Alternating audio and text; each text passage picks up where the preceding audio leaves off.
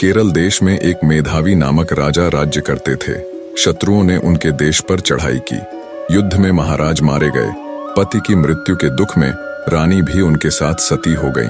राजा का इकलौता पुत्र चंद्रहास अभी 5-6 साल का ही था।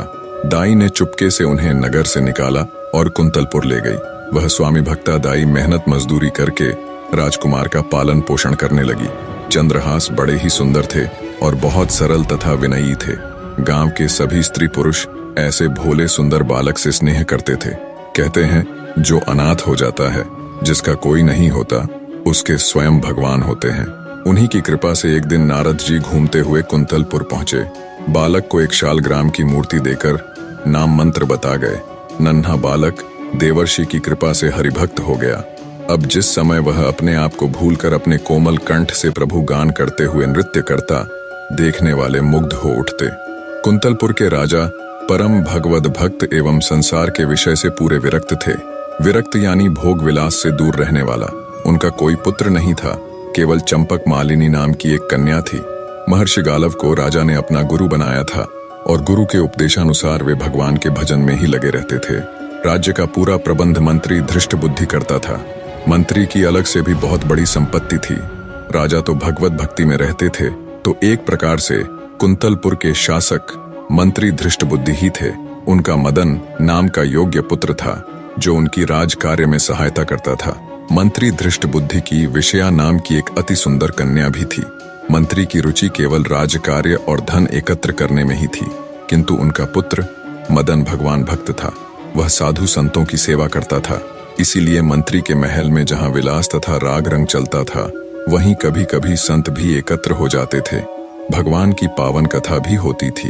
इन कार्यों में रुचि न होने पर भी मंत्री धृष्ट बुद्धि अपने पुत्र के कारण कुछ न बोलते। एक दिन मंत्री के महल में ऋषि गण बैठे थे। भगवान की कथा हो रही थी। उसी समय सड़क पर भवन के सामने से भगवान नाम कीर्तन करते हुए चंद्रहास बालकों की मंडली के साथ निकले।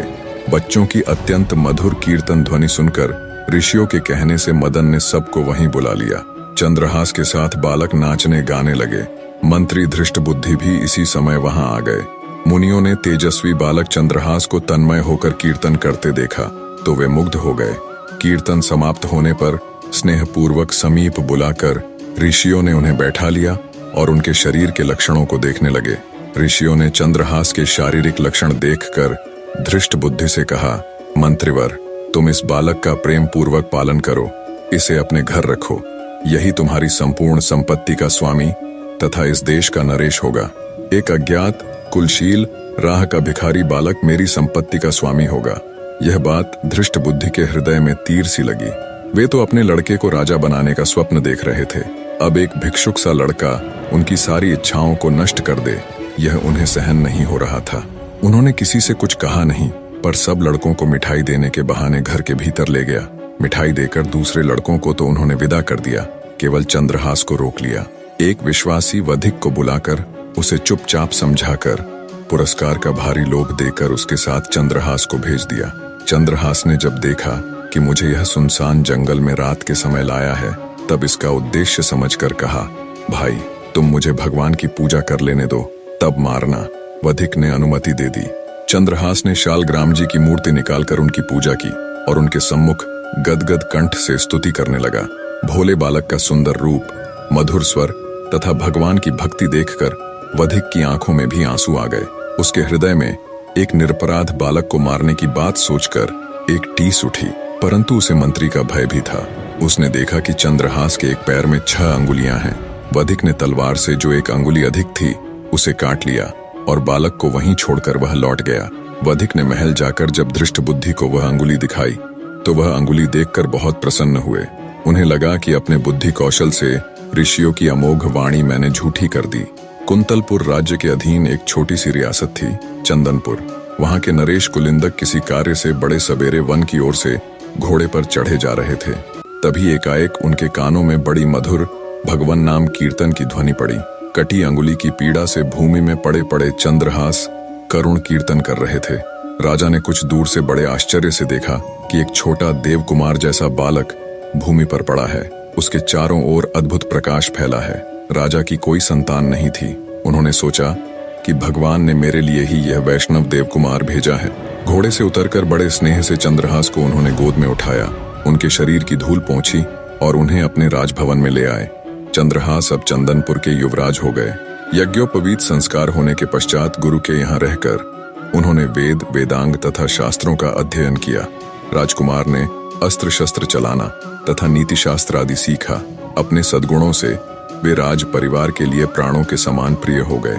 समय बीतने के साथ राजकुमार चंद्रहास अब एक हट्टा कट्टा सुंदर नौजवान बन चुका था। राजा कुलिंदक ने अब उन्हीं पर राज्य का भार छोड़ दिया। राजकुमार चंद्रहास के प्रबंध से छोटी सी रियासत हरिगुणगान से पूर्ण हो गई। राज्य में अब कोई दुखी नहीं था।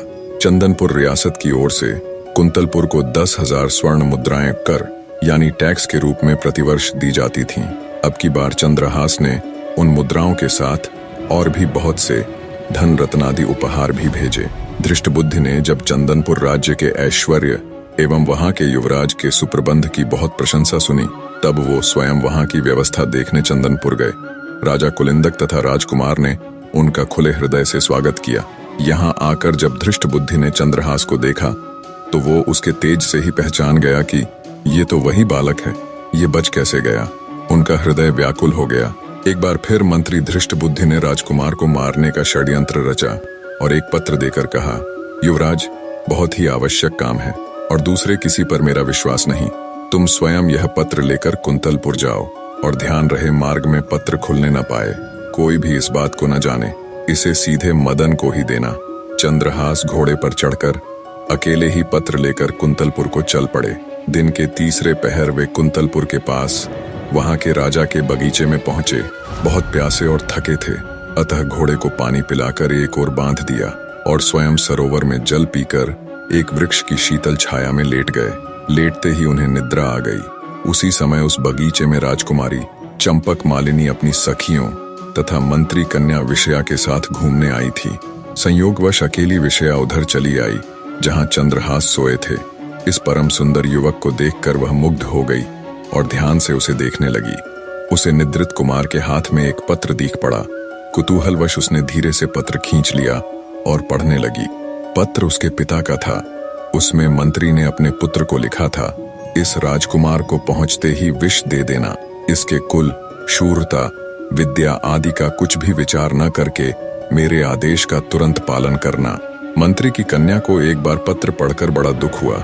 उसकी समझ में ही न आया कि पिताजी ऐसे सुंदर देवकुमार को क्यों विष देना चाहते हैं। सहसा उसे लगा कि पिताजी इससे मेरा विवाह करना चाहते हैं। वे मेरा नाम लिखते समय भूल से या अक्षर छोड़ गए। उसने भगवान के प्रति कृतज्ञता प्रकट की कि पत्र मेरे हाथ लगा, कहीं दूसरे को मिलता तो कितना अनर्थ होता।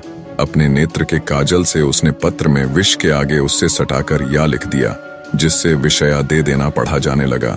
पत्र को बंद करके निद्रित राजकुमार के हाथ में ज्यों का त्यों रखकर वह शीघ्रता से चली गई। चंद्रहास की जब निद्रा खुली तब वे शीघ्रता पूर्वक मंत्री के घर गए। मंत्री के पुत्र मदन ने पत्र देखा और ब्राह्मणों को बुलाकर उसी दिन गोधूली मुहूर्त में चंद्रहास से उन्होंने अपनी बहन का विवाह कर दिया। विवाह के समय कुंतलपुर नरेश स्वयं भी पधारे। चंद्रहास को देखकर उन्हें लगा कि मेरी कन्या के लिए भी यही योग्य वर है। उन्होंने चंदनपुर के इस युवराज की विद्या, बुद्धि, शूरता आदि की प्रशंसा बहुत सुन रखी थी। अब राजपुत्री का विवाह भी चंद्रहास से करने का उन्होंने निश्चय कर लिया। धृष्टबुद्धि 3 दिन बाद लौटे। वहां की स्थिति देखकर वे क्रोध के मारे पागल हो गए। उन्होंने सोचा, भले मेरी कन्या विधवा हो जाए, पर इस शत्रु का वध मैं अवश्य करा के रहूंगा। द्वेष से अंधे हुए हृदय की यही स्थिति होती है। अपने हृदय की बात मंत्री ने किसी से नहीं कही। नगर से बाहर पर्वत पर एक देवी का मंदिर था। धृष्टबुद्धि ने एक क्रूर वधिक को वहां यह समझाकर भेज दिया कि जो कोई देवी की पूजा करने आए उसे तुम मार डालना। मंत्री ने चंद्रहास को कहा कि अब तुम मेरे दामाद हो गए हो। हमारी कुल प्रथा के अनुसार शादी के बाद भवानी जी की पूजा की जाती है। मंत्री ने चंद्रहास को सायंकाल बिल्कुल अकेले जाकर देवी की पूजा करने का आदेश दिया। इधर कुंतलपुर नरेश के मन में वैराग्य हुआ। वो जल्द से जल्द अपनी पुत्री का विवाह चंद्रहास के साथ कराना चाहते थे। राजा ने मंत्री पुत्र मदन को बुलाकर कहा, बेटा, तुम्हारे बहनोई चंद्रहास बड़े सुयोग्य हैं। उन्हें भगवान ने ही यहाँ भेजा है।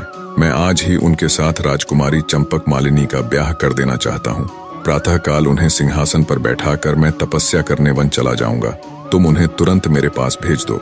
इधर राजकुमार चंद्रहास पूजा की सामग्री लिए मंदिर की ओर जा रहे थे। तभी मंत्री पुत्र मदन राजा का संदेश लिए बड़ी उमंग से उन्हें मार्ग में मिले।